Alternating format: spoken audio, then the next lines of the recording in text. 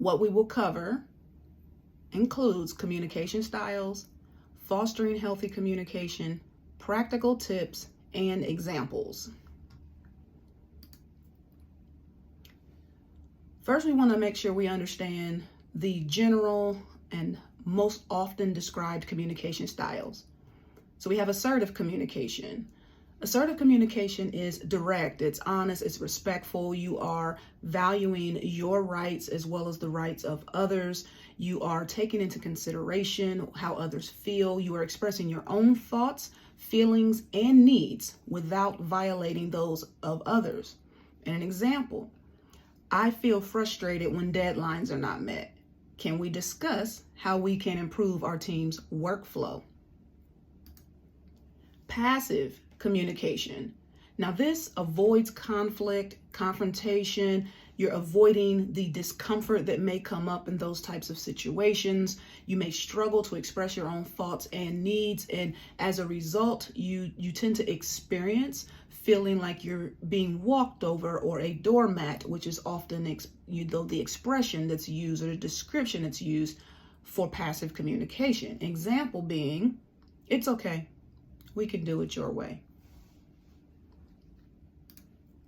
Aggressive communication. Now, this is forceful, it's disrespectful. You are disregarding the rights of others. The only thing that is of focus or concern is what your own feelings and preferences are.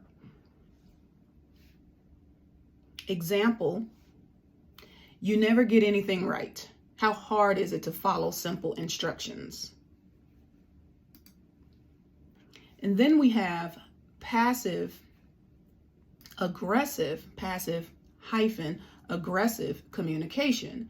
Now, this is indirect expression of hostility. So you may on the surface appear to be okay with what is going on. However, underneath you're not, right? So an example is, sure, I can do that extra work for you, no problem, right? Now, often we would identify that as, it's sarcasm, right? And sarcasm can fit in the category of passive aggressive communication. Okay, so you want to take that into consideration.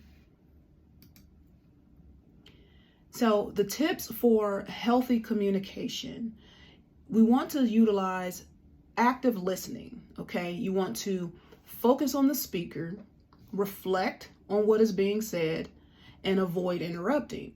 So you want to be intently paying attention and listening, and you want that to be evident with your body language, your facial expression as well. You can reflect back, or paraphrase what is being said to you to make sure that you're actually receiving the message that the individual is intending to send, right? Number 2, as far as tips for healthy communication, using I statements. The I statements reflect your experience from a personal perspective. You're expressing your own thoughts and feelings. You are keeping the focus on yourself. You're avoiding blame or what may even seem like it's blame or accusation in the midst of the communication. And an example is, I feel concerned when deadlines are missed, and I would appreciate discussing how we can improve our team's workflow. That is a focus on myself, my own thoughts, my own feelings, and then I am also expressing what I would prefer to have happen. Emotional regulation, right? So emotional regulation is key for staying in the space and place of being able to communicate effectively. If you allow for your emotions to be charged without regulating them, it can easily cause you to communicate in a way that isn't helpful, and that when you reflect on it, it is not what you preferred or intended to happen. So emotional regulation helps you to stay calm and composed. Take a moment before responding in emotionally charged situations. So you pause. You take a couple deep breaths, right? A great practice is to actually say to the individual as well, let me think about this for a moment. You pause, you regulate by breathing, you regulate, you catch the thoughts that you're having perhaps, and whether or not those thoughts will lead you to an emotional experience that is helpful for the situation. Seeking clarification. If something is unclear, ask questions. You want to clarify. You don't want to make assumptions, right? And of course, we do that sometimes just in the way that life flows and our interactions with people flow. However, I'm sure you would agree that assuming does not usually work out well, right? And the thing is, whatever conclusion you come to, you could be wrong, you could be right, right? Example is, could you please elaborate on what you meant by that? That is a simple way to just clarify. You could reflect back, again, paraphrase to the person what you believe they are saying, and then ask if you're correct. Or you could ask a question like the example that we have here. Empathy. We want to understand the perspective of others, validate the feelings of others. And an example is, I can see how this situation might be frustrating for you. Another example might be, I can see how you may see it that way, especially when we're having conversations where our views are not aligned. However, if you're actually seeking to understand from the perspective of the other individual, you can stay open, hear what they're saying, run it through a filter of curiosity and a desire to actually connect with the individual, and then express, I can see how you might see that way. However, this is what I meant, or this is the way that I view it.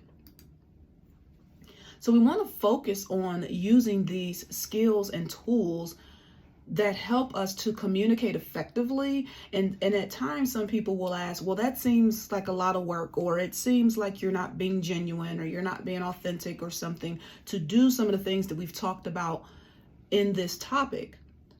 I would ask you to consider this.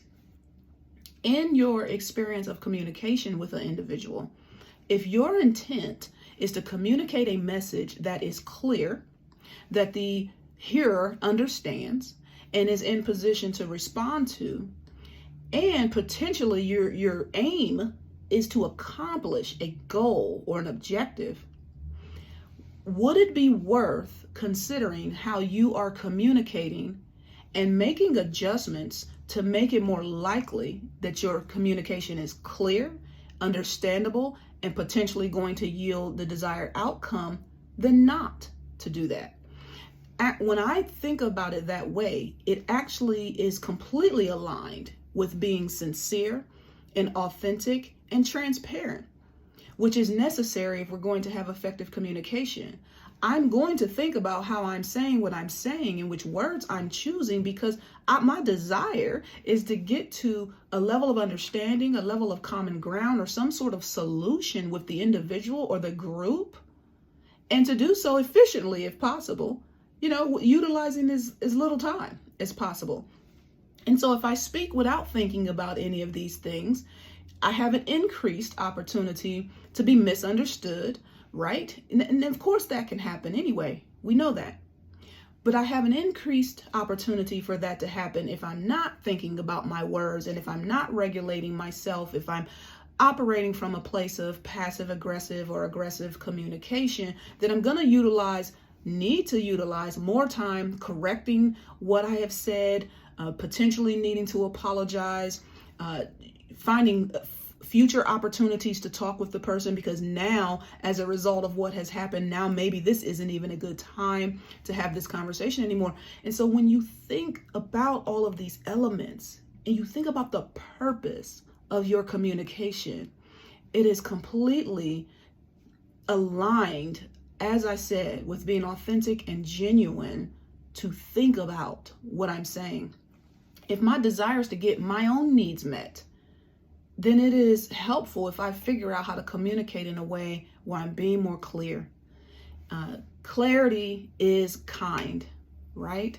It is kind to provide people with clear information, clear expressions, clear preferences, and then it allows us to decide where we're going from there. Whether or not we're on the same page or not, whether or not there's common ground where we can meet each other, and whether or not our preferences, our desires, our goals are aligned with each other.